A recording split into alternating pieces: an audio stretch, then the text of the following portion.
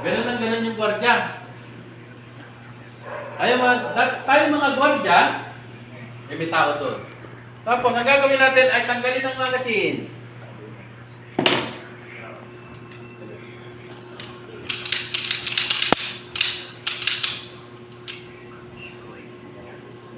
Okay. Sabi niya, sa ating mga gwardiya, pag tayo nagta-turnover, ano dapat natin gawin? Tanggalin yung magazine. Tinanggal ng gwardiya.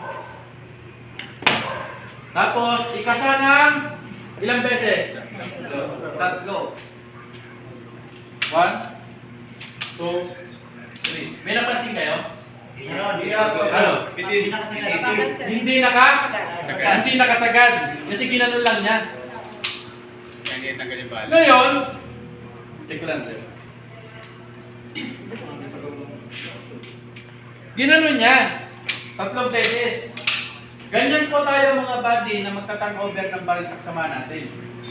Gumanon kayo. Tapos gumanon siya. Gumanon siya. Nakakalapit niya ngayon.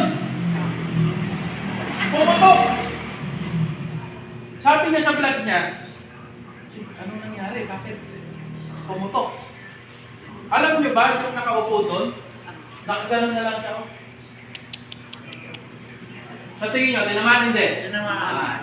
Hindi siya tinamaan. Nagulat siya. Okay. Pag-usapan natin, unang-una, ano ang violation na ginawa ng gwardiya? Violation. Bago sa accidental firing. Number 1.